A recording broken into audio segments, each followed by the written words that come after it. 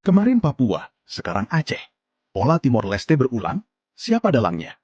Kenapa peringatan Hari Damai Aceh justru berakhir dengan merah putih dicopot, bulan bintang dikibarkan, dan Garuda diinjak? Tanggal 15 Agustus 2026 adalah agenda peringatan 21 tahun Hari Damai Aceh di kawasan Masjid Raya Baitur Rahman Banda Aceh. Mendadak pecah menjadi bentrokan fisik yang sangat memanas. Sekelompok massa menerobos masuk ke halaman pendopo Gubernur Aceh, mencopot bendera merah putih, lalu mengibarkan bendera bulan bintang. Tidak berhenti di situ.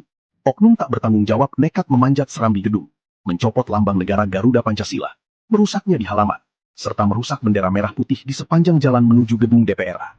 Kejadian ini memiliki latar belakang sejarah panjang terkait ketegangan regulasi simbol daerah, dan kekecewaan sosiopolitik yang belum tuntas pasca MOU Helsinki.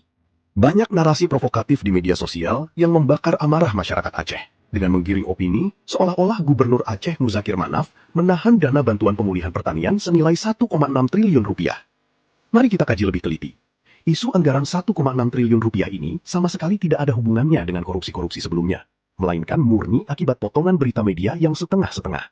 Peristiwa ini berawal pada 4 Agustus 2026 saat Menteri Pertanian Andi Amran Sulaiman menanyakan lambatnya realisasi bantuan pemulihan pertanian pasca bencana senilai 1,6 triliun rupiah kepada Gubernur Muzakir Manaf. Sayangnya, sebagian media dan provokator media sosial hanya berfokus pada momen teguran Mentan Amran, sehingga ada fakta penting yang sengaja dihilangkan dari narasi publik. Faktanya, Muzakir Manaf bersama jajarannya melalui Sekda M. Nasir Syamaun telah melakukan klarifikasi bahwa total alokasi bantuan pertanian dari Kementan untuk Aceh sebenarnya jauh lebih besar, yaitu sekitar 2,5 triliun rupiah. Dari total 2,5 triliun rupiah tersebut, sebesar 2 triliun rupiah dikelola langsung oleh Satker Pusat dan Balai Kementan. 516 miliar berada di Satker Kabupaten dan Kota, sedangkan pemerintah Provinsi Aceh secara langsung hanya mengelola dana operasional sebesar 9,7 miliar. Karena adanya fakta momen klarifikasi yang hilang akibat narasi provokator media sosial, publik terlanjur berspekulasi bahwa dana 1,6 triliun rupiah dikorup, hingga akhirnya emosi masyarakat meledak dan menyulut kericuhan kemarin. Mengapa sebagian masyarakat Aceh mudah terprovokasi oleh isu korupsi? Karena secara historis, psikologi publik Aceh dibayangi luka mendalam atas penyelewengan dana pembangunan oleh oknum pejabat Aceh sebelum-sebelumnya. KPK pernah secara terbuka menyoroti penyalahgunaan dana otonomi khusus Aceh, DOKA, setelah melakukan operasi tangkap tangan, OTT, terhadap Gubernur Aceh Irwandi Yusuf dan Bupati Bener Meriah Ahmadi pada tahun 2018. Wakil Ketua KPK saat itu, Basaria Panjaitan, mengecam keras karena dana Otsus Aceh 2018 yang mencapai angka fantastis 8 triliun rupiah justru diwarnai praktek korupsi dan bancakan komitmen fee proyek sebesar 8%.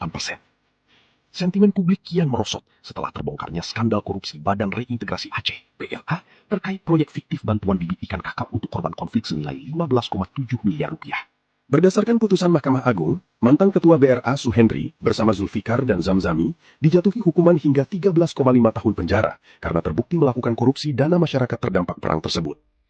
Rekam jejak korupsi lembaga daerah inilah yang dimanfaatkan oleh oknum provokator untuk memanipulasi emosi rakyat Aceh yang sedang berjuang memulihkan perekonomian pasca bencana.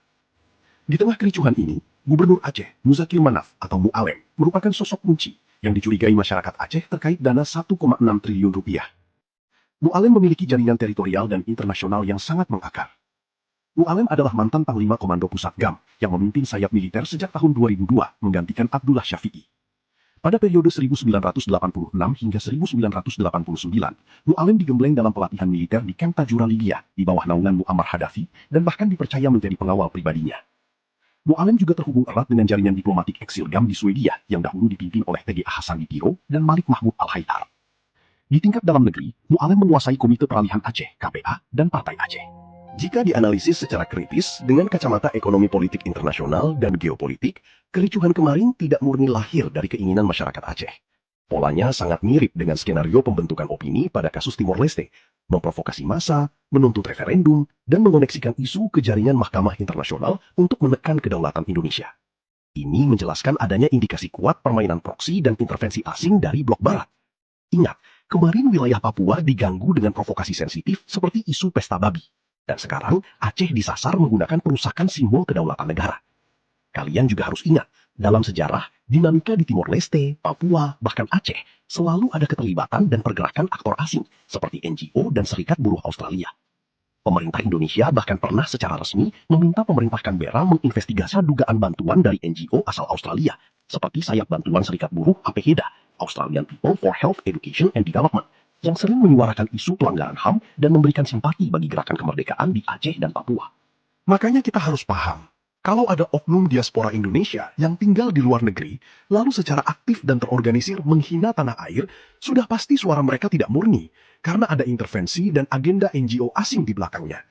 Mayoritas masyarakat Aceh menginginkan perdamaian dalam bingkai NKRI, dan hanya oknum-oknum tertentu yang terafiliasi dengan pihak luar yang menginginkan perpecahan di Indonesia. Setiap narasi yang mendukung disintegrasi bangsa adalah bagian dari bentuk pengkhianatan yang merugikan masyarakat dan negara. Aparat penegak hukum harus segera bertindak tegas, menangkap para provokator dan pelaku yang merusak bendera serta lambang negara Garuda Pancasila. Penindakan hukum ini sangat krusial agar saudara sebangsa di Aceh yang cinta tanah air bisa merasa nyaman dan terlindungi dari aksi provokasi dan ancaman disintegrasi.